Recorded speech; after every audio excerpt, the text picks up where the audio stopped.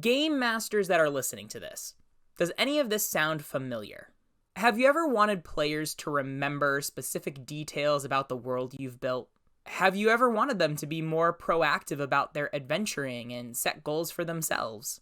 Have you ever wanted them to care about an NPC you've introduced or a quest line that you've teased?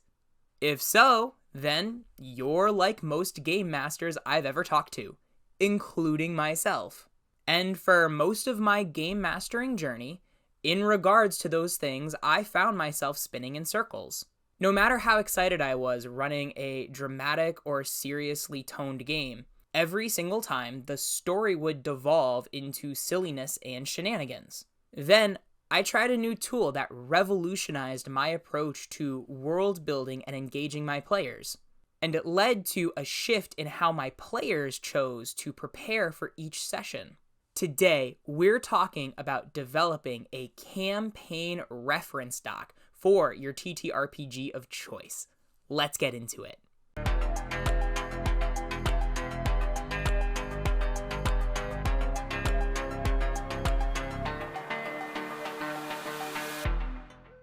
All right, everybody, it is that time again for the subscriber roll-off.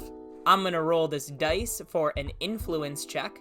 You're gonna roll your die to contest it.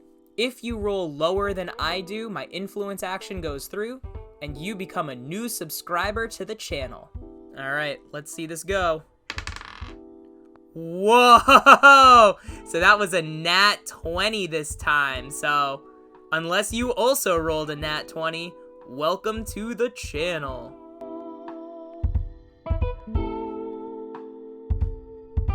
If you're like me, then one of the things that you were excited about when starting game mastering is creating a custom world. It's a tale as old as time. I will rain hellfire upon you! If you want a video that specifically addresses crafting ideas for a custom world, I highly recommend checking out the video that Ian released on the subject, which we have linked in the description below. However, this video is about how to get your players invested in your world after you've started creating it. And notice I said after you started creating it rather than just saying created it, because part of what makes TTRPGs so much fun is that players can actively participate in shaping the world and its historical events. The most well thought out, detailed, creative, original world doesn't matter if the players experiencing it aren't buying into it. However, rather than start with tips or tricks about how to get your players interested, let's instead ask, what's keeping them from getting interested in the first place? It's a slightly different question. Rather than trying to entice our players or sell them on our setting, instead, I found a lot of success when I started looking at the design of how my players learn about a setting. How do most GMs go about introducing their setting to players? From my experience, if the GM is at least moderately experienced and has probably watched a few YouTube videos on the matter, it usually goes something like this. Everyone sits down first for a session 0. The GM points out some key locations and facts about the world. Maybe there's a handout, maybe not. But really, no matter how much upfront information the game master provides, the players really learn it through gameplay. Locations, NPCs, and plot points are introduced, and the players are expected to take diligent notes so that they remember everything. However, in my experience, memory, even with note-taking, can be an unreliable thing. Having played in a lot of highly detailed games where note-taking was expected, I found that notes reflect the bias of the note-taker. And often, small misunderstandings of the implications of certain interactions or events can have sweeping consequences later on in the campaign. In my experience, the GM is not privy to the personal notes of each player, and even if they hypothetically are, like they have each of their players make copies of their notes at the end of each session and give them to them, they can't really know how a player is thinking about a situation. So, rather than try to change our players, how about we as GMs develop tools that create a common reference point that everyone involved can openly discuss. Hence, the reference doc. Behold, Arthur, this is the Holy Grail. Look well, Arthur, for it is your sacred task to seek this Grail. That is your purpose, Arthur. The quest for the Holy Grail. The reference doc is just a Google Doc that I created for my latest campaign that chronicles the major points of interest, storylines, NPCs, and other relevant information that players might need to reference to reasonably immerse themselves in the game environment. Now, this is slightly different from a campaign setting sourcebook or a campaign Bible, and as you'd expect, the implementation of this tool all comes back to your table's particular culture. If you haven't checked out our video on table culture, you can check that out in the description below too. Now, usually with a campaign Bible, the story goes something like this. The players show up for a session 0, the GM has prepared a massive amount of content. They drop a huge stack of papers, maybe even a binder in front of their players. And as the memes go, that game master wants their players to memorize everything in the binder. That's not what I'm talking about. Instead, a reference doc is an easily accessible source of information that players can reference to roleplay their characters as genuinely to the world as possible. For example, let's say you're playing a game set in the world of The Cusp, which is the setting of the D&D audio drama Advantage. And you have a player character that grew up in the city of Temple. That character will likely know a lot of things about Temple. You don't have to expect that the player has to memorize every district or every detail about the city. But a reference doc will have enough details and descriptions about it that should the party visit that city, the player character that grew up there will be able to demonstrate their knowledge by referencing specific details. Whereas other player characters that have never visited the city may just ignore that part of the reference doc and instead be more of like an audience surrogate where they're learning right alongside their players. Part of playing a genuine three-dimensional character is that some characters may know more worldly things than others. And like I said, as a GM, you now have the opportunity to teach the players about a particular point of interest in your setting at the same time as their characters. Really, all GMing is an extension of teaching in one shape or another. Before I continue on to some specific characteristics of a reference doc, one thing that I've had some friends get confused about when discussing this tool is that the difference between a reference doc and a setting Bible isn't its length, it's how you expect and encourage your players to interface with it.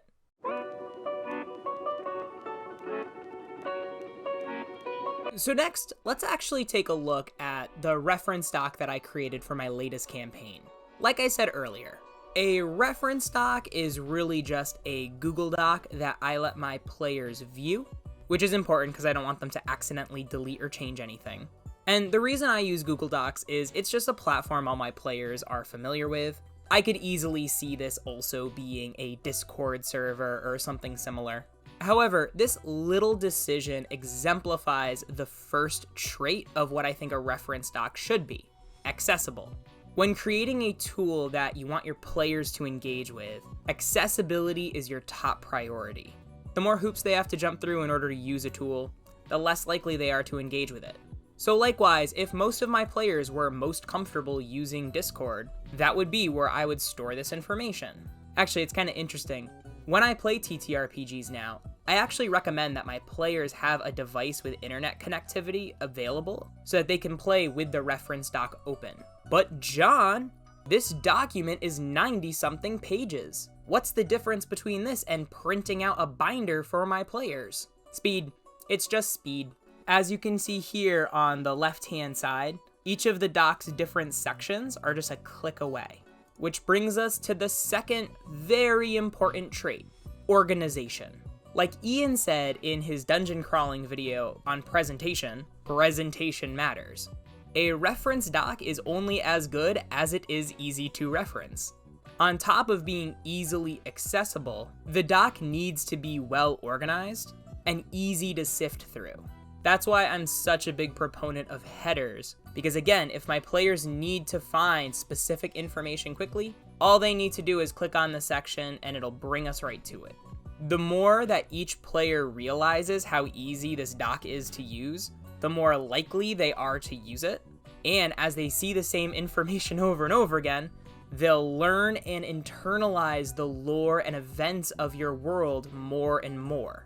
As part of presentation, little things matter a lot. Font choice, size, and formatting all come into play when creating an easy-to-use digital resource. In fact, I've had my fair share of conversations with my Borrowing Brilliance podcast co-host Stephanie, who, as a graphic designer, gave me plenty of feedback on how best to visually format my document. On to trait number 3. Another upside to having a digital resource over a printed one is that this resource can be updated live. This document had one form when this campaign started, but over time I've changed and added to it, such as with the section that you see on screen. I have to constantly update this chapter summaries section, which again establishes what canon things happened inside of each session, so that players don't have to rely on their own notes or interpretations to what happened during a session, which really cuts down on the little misunderstandings that can create a lot of conflict between characters, at least in my experience running like dramatically toned, highly detailed, lore-heavy games. By keeping this section updated regularly, a lot of my players have fallen into the habit of checking this section on a regular rhythm. Meaning, again, they're seeing material over and over again, which makes it easy for them to keep track of all the little details of things going on. That being said, when you update your reference doc, make sure to communicate it to your players. Another really valuable section that I have here are the variant and homebrew rules that we're playing by. A lot of times as we're testing some of these things out, we find that a variant rule might need a little adjustment, or that we don't want to play with it, or that we start introducing some that we think might be fun. Really good example of that is in my 5th edition games, they got a lot more interesting once I introduced facing. And because of that, it's imperative that I as a game master communicate those things to my players so that they don't get confused about which rules we're playing with and which rules we aren't. Again, I use a platform that my players are comfortable with, in this case, Facebook Messenger. But again, if you have your reference doc in Discord, you can set up a channel that notifies all of your players when you update something. The better you communicate your updates, the more often your players are going to check the doc, the more often they'll read its contents, and the more often they'll remember details even when you don't expect them to. One of the reasons that this works so well is that your players are free to absorb the information of the game world on their terms, rather than you trying to ram too much down their throat, and expecting them to remember every little detail because of plot reasons.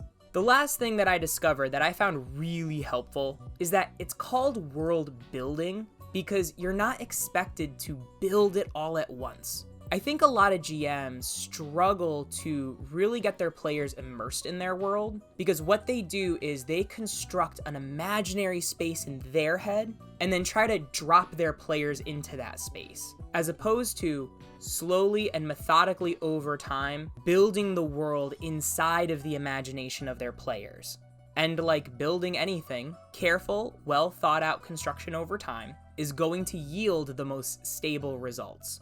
And over time, I found anyway, that my players start to connect pieces on their own, and that's what makes them more proactive about adventuring in the world, setting their own goals, and wanting to travel and explore the different places you have to offer. So now I want to hear what all of you have to say.